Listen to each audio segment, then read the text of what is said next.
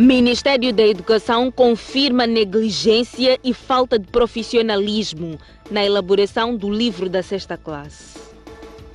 Governo sem estratégias para travar subida de combustíveis. Transporte urbano sobe 5 meticais em Tete.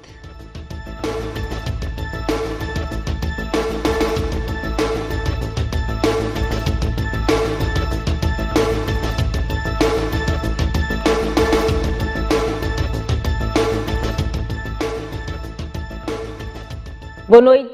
É oficial. Houve negligência, falta de profissionalismo e incumprimento das fases de elaboração do livro da sexta classe. O Ministério da Educação e Desenvolvimento Humano diz que a Porto Editora não acatou as recomendações dos consultores. Os dados são da Comissão de Inquérito. Foram 15 dias que a comissão de inquérito teve para perceber ao certo o que originou os erros no livro de Ciências Sociais da sexta classe, trazer os responsáveis e propor medidas. E foi o que aconteceu. Na voz da própria Ministra de Educação e Desenvolvimento Humano, chegaram esta terça-feira os resultados. Em relação ao INDE, que os livros de quinta e sexta classes da disciplina de Ciências Sociais foram aprovados pelo INDE, sem que tenham sido observadas todas as fases de avaliação previstas nas cláusulas contratuais. Existem 5 fases de avaliação do livro e que estas não foram observadas. A prova dos livros em referência foi analisada pelo INDE, pelo Departamento de Gestão do Livro Escolar e Materiais Didáticos e pela Direção Nacional do Ensino Primário, ao invés dos consultores contratados para o efeito. A comissão também indica que a prova gráfica analisada pelas entidades acima arroladas, antes da impressão, não reportaram os erros constatados no livro de Ciências Sociais da sexta classe, o que revela ter havido negligência e falta de profissionalismo. A comissão de inquérito vai mais a fundo, atira as culpas para o então diretor-geral do INDE e aos consultores contratados. No processo da produção do livro escolar, o diretor-geral do INDE é o responsável pela supervisão geral, junto das editoras, procedendo simultaneamente à avaliação do relatório dos avaliadores, na sua qualidade de vice-presidente do CALE, fato que configura a não segregação de funções e manifesto conflito de interesse. Também indica a comissão de inquérito que os consultores contratados para fazer a avaliação dos livros de quinta e sexta classe da disciplina de Ciências Sociais não cumpriram com as fases referentes à produção do relatório que evidencie as constantes e as constatações e incorporação nos livros das recomendações resultantes da sua avaliação conforme o previsto no contrato. O relatório indica ainda que o relatório dos consultores que foram contratados para fazer a avaliação dos referidos livros foi assinado pelo vice-presidente do CALE, que é igualmente o diretor-geral do INDE, quando devia ter sido assinado pelos consultores contratados. As culpas vão também para a Direção Nacional do Ensino Primário, Departamento de Gestão do Livro Escolar e Materiais Didáticos, estes que na voz da ministra não desempenharam com eficiência sua função. A editora também não fica de fora. E as correções apresentadas, constantes dos relatórios de avaliação dos consultores, assinado pelo vice-presidente do CALE, que é igualmente diretor-geral do INDE, não foram integralmente acatadas pela Porto Editora, o que revela negligência por parte desta no cumprimento das suas obrigações contratuais.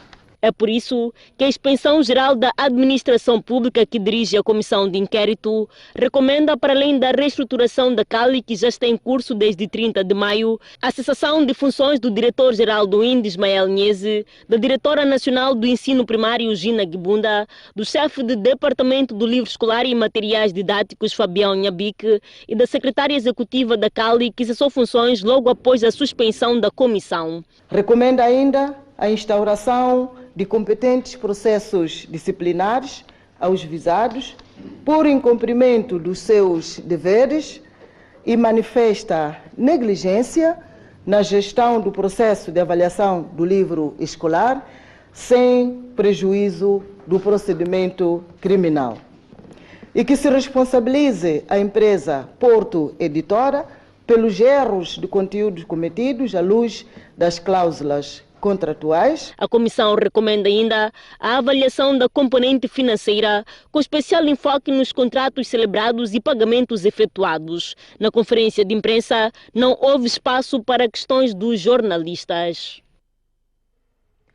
O Ministério da Educação e Desenvolvimento Humano disse ainda que vai remeter o relatório de inquérito à Procuradoria-Geral da República para avaliar se foi cometido ou não algum crime. O setor da educação em Manica deve 30 milhões de meticais aos professores. O dinheiro é de salários de novembro passado, que não foram pagos por falta de sistema. Professores de diferentes subsistemas de ensino não receberam salário no mês de novembro do ano passado. Os poucos que tiveram receberam valores irrisórios que partem de 20 a 600 meticais. A situação está a provocar um descontentamento no seio da classe docente e parte desta escreveu uma exposição executiva da província de Manica a exigir explicações ou o dinheiro que lhes é devido.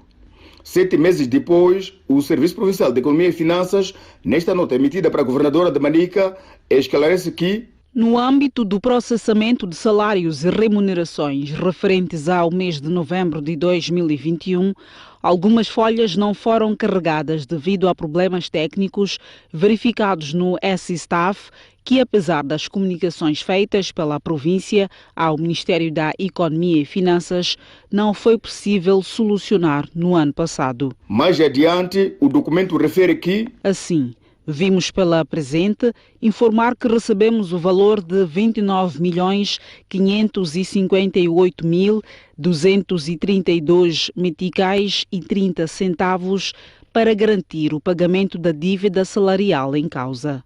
Mesmo assim, o valor não cobre o pagamento das horas extras, embora tenha sido reportado ao Ministério da Economia e Finanças, refere ainda o documento ao nosso poder. Ao todo, são cerca de 8 mil professores afetados nos distritos de Guru, Manica, Macossa, Machazi, Mussurize, Tambara e Vanduzi. O governo continua sem estratégias para controlar a subida dos preços dos combustíveis. Nos próximos dias, os ministros da Indústria e Comércio, dos Recursos Minerais e Energia e dos Transportes e Comunicações devem apresentar propostas claras para controlar o alto custo de vida. Depois de, na semana passada, o Presidente da República ter avançado a possibilidade de retomar os subsídios aos transportes públicos formais, o Executivo ainda busca estratégias mais claras para controlar o agravamento do custo de vida que advém principalmente da subida do preço dos combustíveis. Só em maio, segundo o relatório do Instituto Nacional de Estatística, os preços dos produtos e serviços aumentaram em cerca de 9,31%, reduzindo desta forma o poder de compra das famílias, e o governo está ciente disso. O governo procedeu a uma grande reflexão sobre os preços dos combustíveis e do impacto que eles têm tido no custo de vida dos moçambicanos. E relativamente a esta matéria foram instruídos os titulares dos Ministérios dos Recursos Minerais e Energia, dos Transportes e Comunicações e da Indústria e Comércio, para que rapidamente possam propor medidas com vista à mitigação desta situação. Sobre a tabela salarial única já em curso, o governo ainda não avança números concretos. E foi por causa disso que, quando houve a última revisão do salário mínimo, referimos desde logo que, em relação aos funcionários e e agentes do Estado, que não foram, portanto, abrangidos nessa altura, porque os seus salários seriam revistos no âmbito da tabela salarial única. O que foi aprovado, aquilo a que nos referimos aqui, é o decreto complementar a esse mesmo instrumento. Não trazemos números, porque os números vão resultar da conjugação dos requisitos de cada funcionário. O preenchimento de uma tabela vai ser feito ao nível setorial, em função da condição de cada funcionário ou agente do Estado. O tempo de serviço, o nível acadêmico e outros fatores. Ainda na sessão desta terça-feira, o Governo aprovou o Programa de Resiliência e Desenvolvimento Integrado do Norte a ser implementado pela Agência de Desenvolvimento do Norte. O PREDIM tem como objetivo promover a recuperação e retoma das condições básicas do desenvolvimento econômico e social sustentável da região norte do país, com a finalidade de promover o bem-estar, reforçar a provisão dos serviços básicos, promover a inclusão e o desenvolvimento equitativo do capital humano, de modo a reduzir os fatores de vulnerabilidade das comunidades e o extremismo violento e contribuir para o progresso das 3 províncias da região norte, nomeadamente Nampula, Cabo Delgado e Niassa. O Executivo anunciou ainda a nomeação de Nazário Bengalane para o cargo de presidente do Conselho de Administração do Instituto Nacional de Petróleos, em substituição do atual ministro dos Recursos Minerais e Energia, Carlos Zacarias. O Banco Africano de Desenvolvimento e a CTIA discutem financiamentos ao agronegócio. A ideia é minimizar a crise alimentar provocada pela guerra na Ucrânia. Os financiamentos criam barreiras ao desenvolvimento do setor do agronegócio no país. Com o aumento das taxas de juros, as pequenas e médias empresas ficaram sufocadas, explica o presidente do Conselho Empresarial Nacional da CTA. A agravar esta situação, houve já pequenas e médias empresas que fizeram contratos com o Banco Africano de Desenvolvimento e que agora se vê com graves dificuldades de pagamento devido ao agravamento das taxas de juros nesse aspecto. Portanto, pusemos esta questão ao debate, que é necessário revisitarmos este ponto nesse sentido. Neste contexto, o Banco Africano de Desenvolvimento, que aprovou recentemente o financiamento de 1,5 bilhão de dólares para agricultores africanos evitarem a crise alimentar provocada pela guerra na Ucrânia, revela que está em discussão o valor a alocar ao país. It's for all the ecosystem around agriculture to support Africa vis-a-vis this situation, to let CTA knows what is the position of the African Development Bank and what the African Development Bank is doing. Um dos mecanismos para minimizar a crise alimentar em Moçambique é a implantação do projeto de desenvolvimento integrado Pemba-Lixinga, que visa melhorar a produtividade agrícola e desenvolver o agronegócio nas províncias de Niassa, Pemba e Nampula.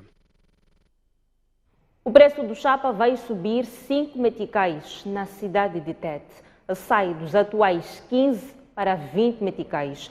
A decisão foi tomada depois de uma greve de transportadores.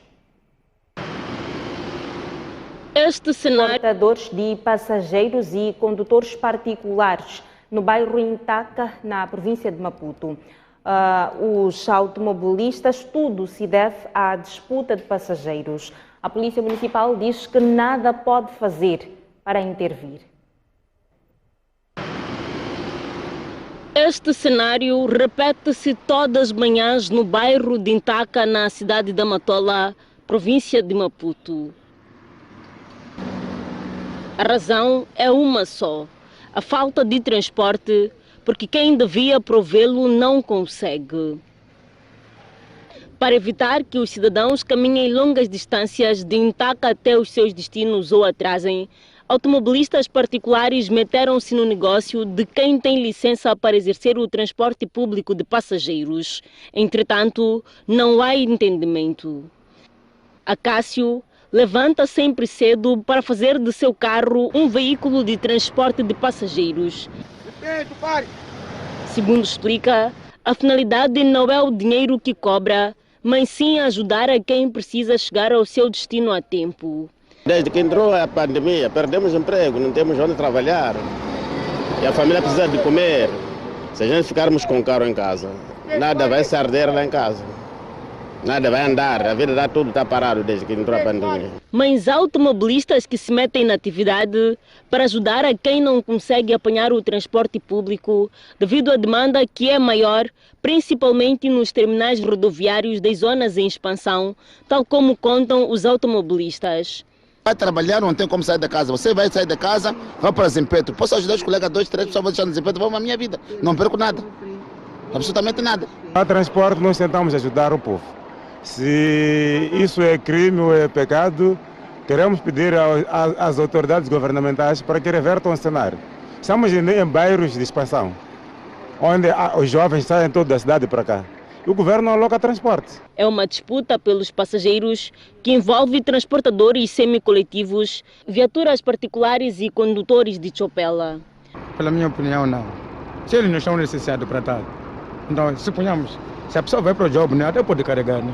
Percebe, não? Pode carregar. Vai para a Costa do Sol, tem aquela portagem, manja, a pessoa vai já no Zempeto, volta a carregar no Zempeto, não ajuda.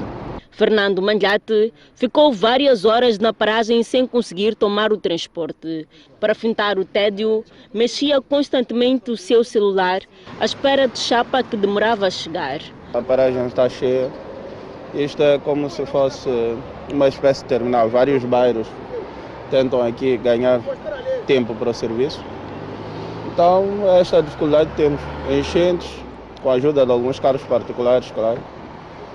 Acabamos chegando com esforço. Carros particulares fazem várias viagens de Intaca para Zempeto na presença da Polícia Municipal, que também, perante a falta de transporte, não encontra espaço para exigir licença. A Faculdade de Ciências de Saúde da Unilúrio já tem 13 cursos. A instituição tem também 13 laboratórios equipados. Este ano assinalam-se 15 anos da instituição. A Universidade de Lúrio é uma instituição pública de ensino superior criada a 26 de dezembro de 2006 por decreto presidencial, mas o seu funcionamento começou efetivamente em 2007, sendo que a Faculdade de Ciências de Saúde foi a pioneira, tendo começado com 3 cursos de saúde e um total de 140 estudantes. 15 anos depois, a mesma faculdade conta com 13 cursos, sendo 8 de licenciatura e 5 de pós-graduação. Eu destacaria o nosso crescimento em termos de infraestruturas, como nos referimos anteriormente em termos de crescimento de capacidade laboratorial.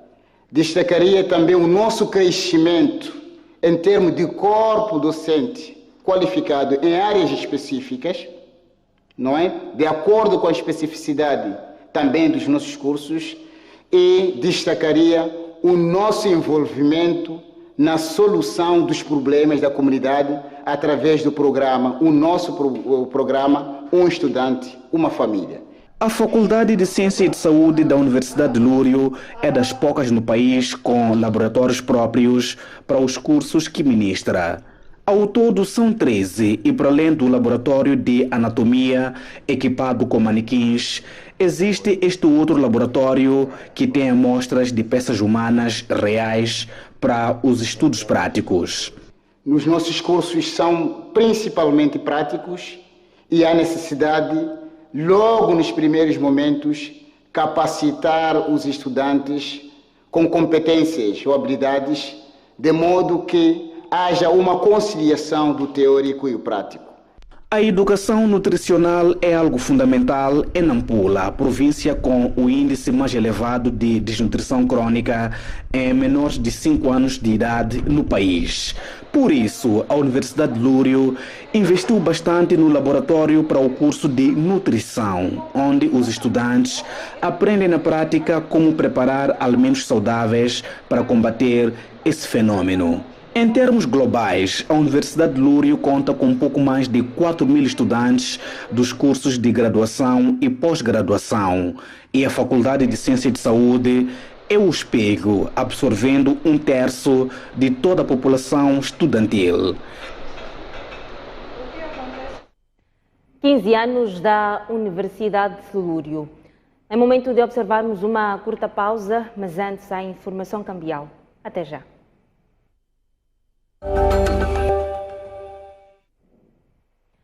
De volta às notícias, o Instituto Nacional de Petróleo esclarece que a extração de gás natural na área 4 da bacia do Rovuma ainda é experimental. O primeiro gás liquefeito será entregue em finais de agosto próximo.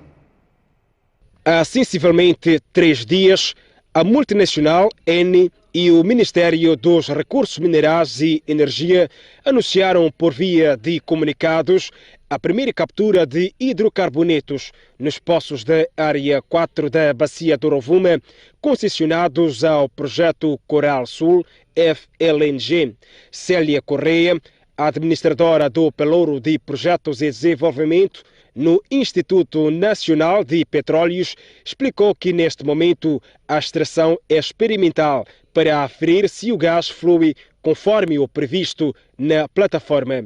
Foram feitas as ligações todas. Neste momento está-se a testar o gás nas infraestruturas que estão colocadas dentro da plataforma, que passa por diferentes estágios. Então agora é testar se realmente o gás flui como deve ser para a plataforma, porque é este fluxo que vai garantir que haja produção durante os 25 anos. Então tudo isto é a fase de comissionamento da planta, porque é necessário testar que realmente todos os componentes que estão na plataforma funcionam de acordo como eles foram concebidos para funcionar.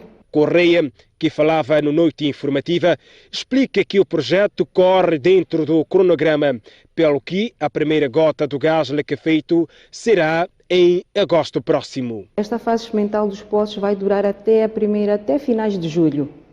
Portanto, que é fazer toda esta experimentação. E posto isto, vamos começar a ter a primeira gota do gás liquefeito entre finais de agosto e inícios de setembro. Então, mas tudo isto depende de todas as fases pelas quais o gás vai passando, que é este gás que estamos a falar da extração.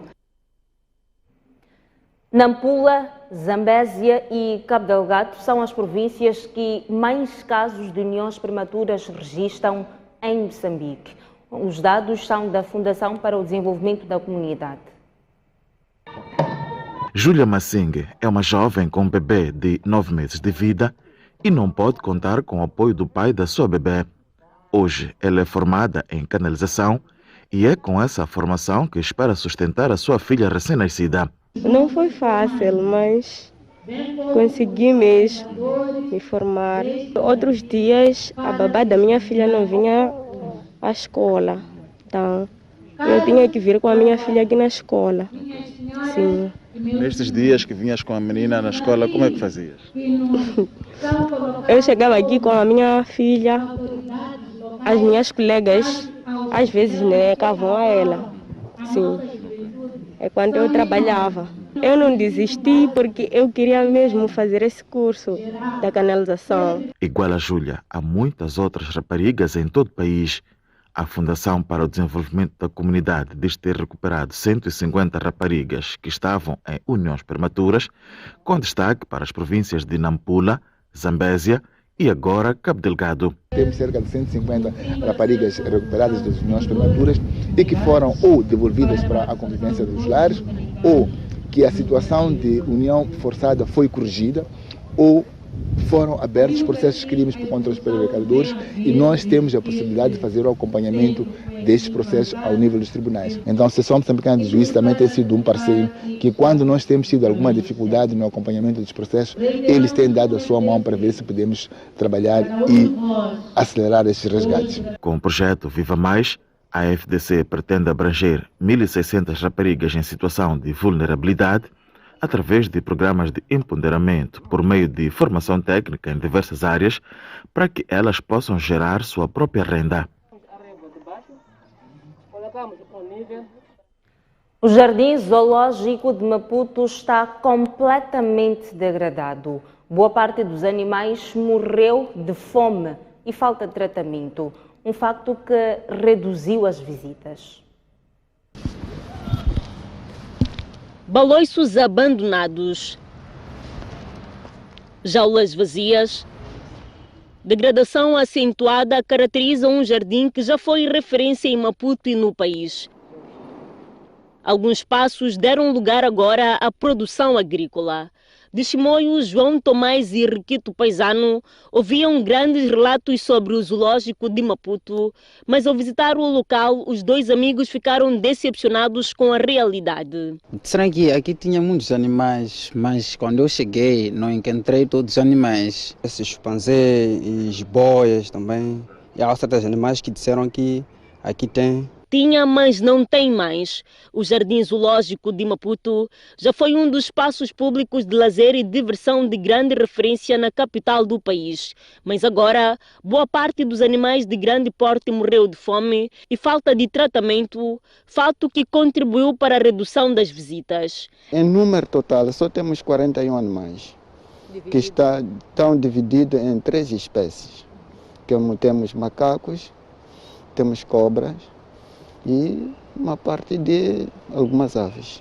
Porque estrangeiros, eles vêm através do mapa do zoológico, é um mapa da África, é o mais grande desse. Então, eles ainda vêm com aquele mapa que eles conhecem nos tempos e vêm ver esse espaço, só que eles já admiram por ver o espaço que já não era de como estava nos tempos. Em janeiro de 2016, por exemplo, 8.500 pessoas visitaram o zoológico, mas no mesmo período deste ano, o número diminuiu para 3.605 pessoas, uma redução de cerca de 5.000 visitas.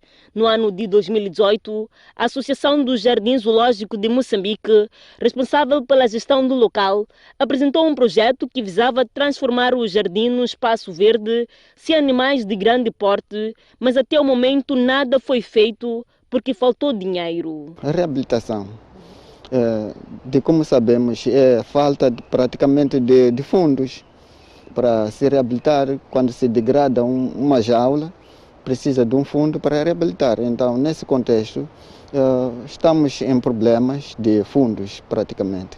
Eu posso dizer que pode levar mais de 500 mil dólares, pode levar. O espaço é muito grande e várias infraestruturas são degradadas. Tanto os passeios de triciclos, os próprios campos, tínhamos salas de cinemas, então tudo isso aí está tudo degradado. Há dificuldades ainda para alimentar os poucos animais que sobrevivem no zoológico. Tal como explica o responsável, a quantidade necessária para alimentar os 2 crocodilos, por exemplo, é de 50 quilos de carne diários, mas no momento são administrados apenas 30, que provêm de doações. Vamos agora à página internacional. O último relatório sobre o escândalo de captura do Estado na vizinha África do Sul ainda não foi divulgado. O principal partido da oposição naquele país diz que o atraso é profundamente perturbador. Há dias que o presidente sul-africano está envolvido numa polêmica sem precedentes desde que chegou ao poder em 2018. Acusado de envolvimento no alegado encobrimento do roubo de mais de 4 milhões de dólares em dinheiro encontrado na sua quinta, Cyril Ramaphosa volta a ser mediatizado. Desta vez está em causa o atraso da divulgação do último volume do relatório sobre a captura do Estado, corrupção e fraude no setor público. A 15 de junho corrente era a data para que o conteúdo do documento fosse público, mas tal ficou adiado para 20 do mesmo mês, o que também não aconteceu. Assim, ficou marcada a nova data para 22 de junho, isto é, esta quarta-feira. O líder do maior partido da oposição oficial sul-africana, a Aliança Democrática, mostrou-se preocupado com a extensão de prazos e considerou ser profundamente perturbador que Ramaphosa tenha mantido o encontro com a chefe da Justiça, Raymond Zondo, para discutir novas datas da divulgação do tão esperado relatório. Para o líder da Aliança Democrática, houve várias prorrogações concedidas à Comissão Zondo para produzir os documentos e os sul-africanos foram bastante pacientes. Por isso, não percebe o atraso. A Aliança Democrática entende que o encontro entre Ramaphosa e Zondo foi inadequado e antiético. Como chefe de Estado, devia ter mantido alguma distância. sobretudo por se considerar que poderá estar implicado no relatório final. Nos relatórios anteriores, Jacob Zuma é acusado de ter desempenhado um papel crítico para a corrupção e fraude no setor público durante o seu mandato. Na altura, o atual presidente era vice-presidente do país. Ainda na África do Sul, o partido Aliança Democrática pediu ainda que o FBI investigue o presidente sul-africano, Cyril Ramaphosa. A justificação é a acusação de lavagem de dinheiro encontrado na sua quinta. Já na França, a primeira-ministra pediu demissão por ter perdido a maioria absoluta no Parlamento. No entanto, o presidente francês Emmanuel Macron não aceitou. O presidente francês Emmanuel Macron vai enfrentar o segundo mandato para o qual foi eleito recentemente sem a maioria absoluta parlamentar de que dispunha anteriormente e, como consequência, a primeira-ministra Elisabeth Borne apresentou esta terça-feira a demissão, mas o chefe de Estado não aceitou o pedido. A France Press, que cita fontes do Eliseu, indica ainda que Macron vai procurar com os líderes do partido, coligação que apoia o chefe de Estado, soluções construtivas após o resultado das eleições. A União de Partidos de Esquerda é a primeira força da oposição, enquanto a extrema-direita, liderada por Marine Le Pen, conseguiu um resultado histórico. O Parlamento francês está mais dividido do que nunca, num sistema que prima por maiorias e que vai obrigar o chefe de Estado a constantemente negociar a aprovação de instrumentos legais. Na Espanha, o partido no poder também sofreu uma pesada derrota na Andaluzia, seu bastião, e onde nunca tinha perdido antes, desde que foi instalada a democracia naquele país. E agora vamos a uma curta pausa, mas antes a previsão do estado de tempo para as próximas 24 horas. Começamos pela capital, Maputo. São esperadas temperaturas de até 25 de máxima e 16 de mínima. Xai-Xai, 25 de máxima também, uma mínima de 16. Inhambane, 25 de máxima e 19 de mínima. A previsão de chuvas fracas e céu pouco nublado em todo o sul. Avançamos ao centro do país, começamos por Beira, em Sofala, 26 de máxima e 20 de mínima. Previsão de chuvas fracas e céu pouco nublado. Em Chimoio, o cenário é contrário, a previsão de céu ligeiramente limpo, 20 de máxima e 12 de mínima. Limane, chuvas fracas e céu pouco nublado, 17 de mínima e 27 de máxima. Já em Tete são esperadas temperaturas de até 27 de máxima e 21 de mínima. Seguimos ao norte do país, começamos por Nampula, uma máxima de 27, uma mínima de 17, previsão de céu ligeiramente limpo. Lixinga e Pemba não fogem a regra, 20 de máxima e 9 de mínima, 27 de máxima e 19 de mínima, respectivamente. Até já.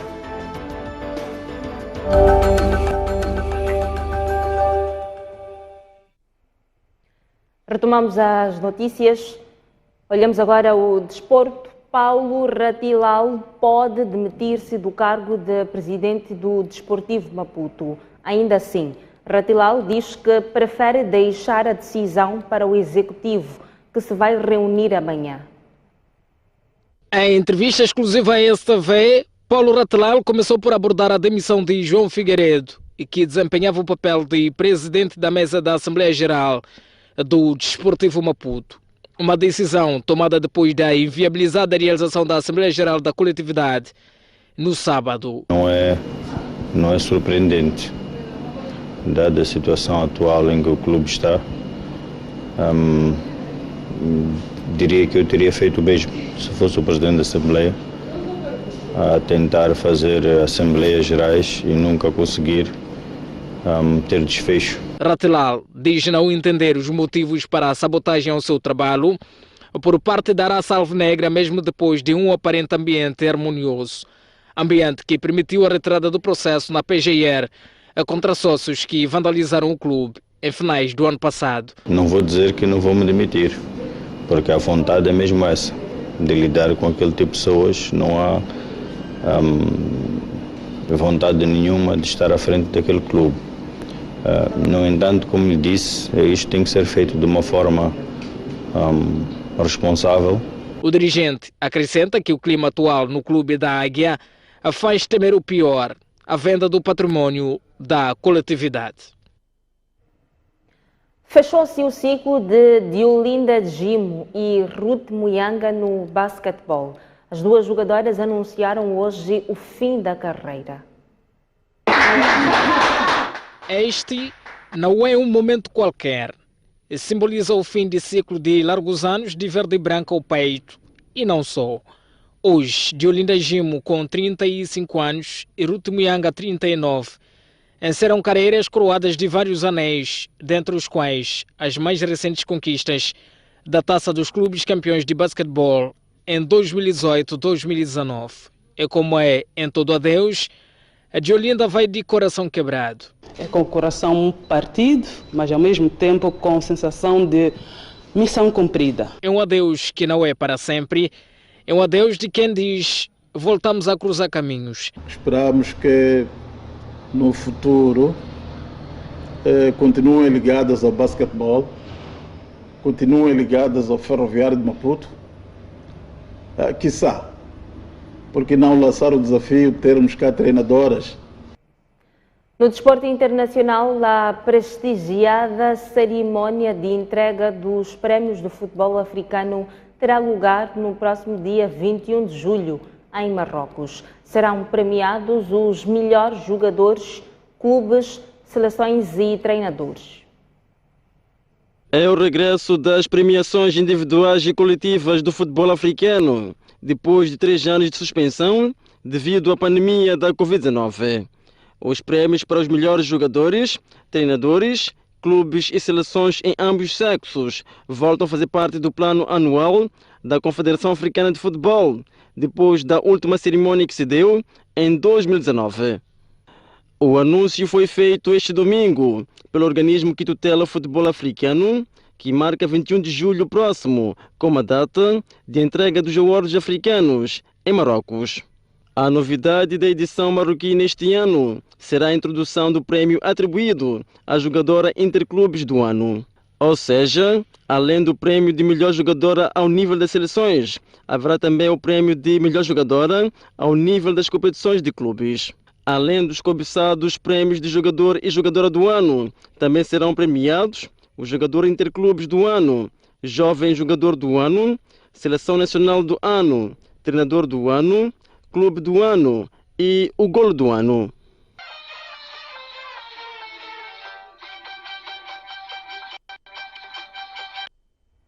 Ainda no desporto, celebrou-se na segunda-feira o Dia Internacional do Yoga. Os indianos querem massificar a prática em Moçambique. De pernas cruzadas, mãos beijadas e um som para acalmar, encontrou-se uma forma de exercitar o corpo e melhorar a saúde. Elisa Birribe notou uma melhoria considerável na sua saúde e no seu dia a dia, à medida que foi praticando os exercícios. Já não frequento o hospital como frequentava antes. O meu sono é de qualidade. Sinto-me sempre com uma boa disposição. Acordo sempre alegre. Trabalho normalmente sem problemas. Por essas e outras razões, o yoga é considerado a atividade física mais completa e já faz parte da cultura moçambicana. Ajuda a aliviar do stress, melhora bastante na concentração e também ajuda no funcionamento dos vários órgãos. A Embaixada da Índia e dezenas de praticantes celebraram na última segunda-feira o Dia Internacional do Yoga, que, segundo o diplomata, é também um estilo de vida. Yoga is not just an exercise, it is a form of living. It is for wellness, both of the mind as well as of the physique. Ciência do yoga tem suas origens na Índia há milhares de anos. Ao longo dos tempos, o yoga espalhou-se por todo o mundo graças aos ensinamentos de eminentes mestres desta arte até aos dias atuais.